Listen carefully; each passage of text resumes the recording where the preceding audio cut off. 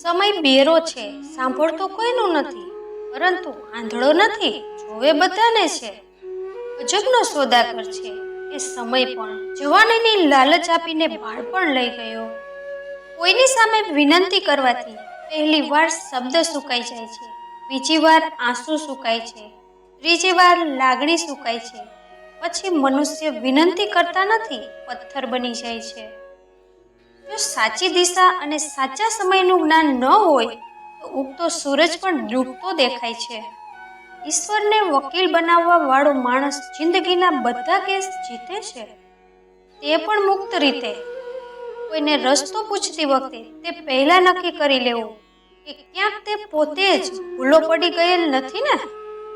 જે દિવસે માણસને માં નહીં પણ જિમ્મેદારી જગાડવાનું શરૂ કરી દેશે, તે દિવસે સમજી જવું કે માણસ પરિવારને સંભાળવા માટે હોશિયાર થઈ ગયો છે. બધા દરવાજા બંધ થઈ જાય તો એક દરવાજો ક્યારેય બંધ થતો નથી, અને તે છે પરમાત્માનો દરવાજો.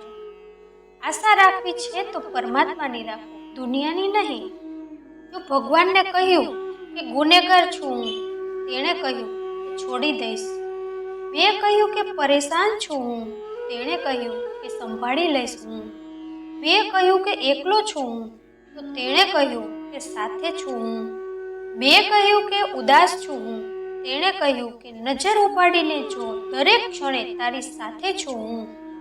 વીતી ગયેલો સમય જીવનને સમજવા માટે સારો મોકો છે, અને આવતીકાલ જીવનને જીવવાનો બીજો મોકો છે. આપણી અંદરના બાળકને હંમેશા જીવંત રાખવું. હદથી વધારે સમજદારી જીવનને બેરંગ બનાવી દે છે. ઘમંડ ન કરવો આપણા રૂપનો, મોરને તેના પીછાનો વજન જ ઉડવા નથી દેતો.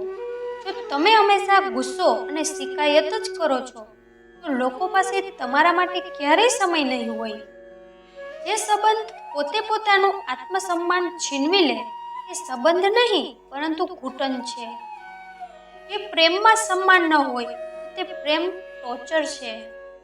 સમય એક સરખો નથી રહેતો, તેને પણ રોવું પડે છે, તે બીજાને રોવડાવે છે. સંપત્તિ અને ખૂબ સુંદરની લાલચમાં આપણી ઈમાનદારી ખરાબ ન કરવી, કારણ કે સંપત્તિ આ દુનિયામાં રહી જશે, ખૂબ સુંદરતા ઢગલાની માટીમાં દટાઈ જશે, પણ ઈમાનદારી છેલ્લે સુધી તમારો સાથ આપશે.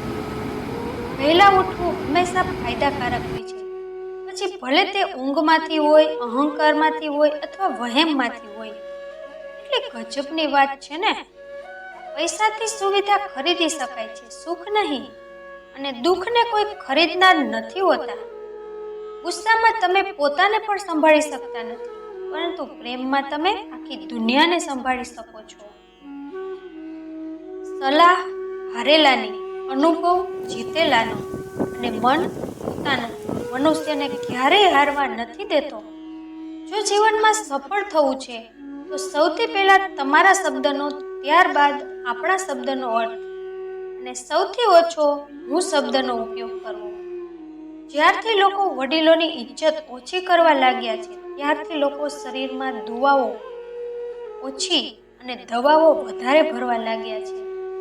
જ્યારે કોઈ હાથ અને સાથ બંને છોડી દે છે, ત્યારે કુદરત કોઈને કોઈ આંગળી પકડવા વાળા મોકલી જ આપે છે. તેનું જ નામ જિંદગી છે. ક્યારેય નિરાશ ન થતા, બસ ભરોસો રાખવો. સવાર થાય ત્યારે ફૂલને પણ ખબર નથી હોતી કે મંદિરે જવાનું છે કે સ્મશાને. એટલા માટે જિંદગી જેવી પણ છે, હસતા હસતા જીવો, સ્મિત કરતા જીવો, બિંદાસ જીવો. બધાનું ધ્યાન રાખજો, પણ પોતાનું પણ ધ્યાન રાખજો. હંમેશા ખુશ રહેજો, ક્યારેક પોતાના માટે તો ક્યારેક પોતાના પરિવાર માટે. ફરીથી મળીશું મિત્રો આવા જ વિડીયો સાથે. જો તમને અમારો વિડીયો ગમ્યો હોય તો લાઈક, શેર અને સબસ્ક્રાઈબ કરજો, અને તમારા કિંમતી મંતવ્યો નીચે કમેન્ટ બોક્સમાં જરૂર લખજો.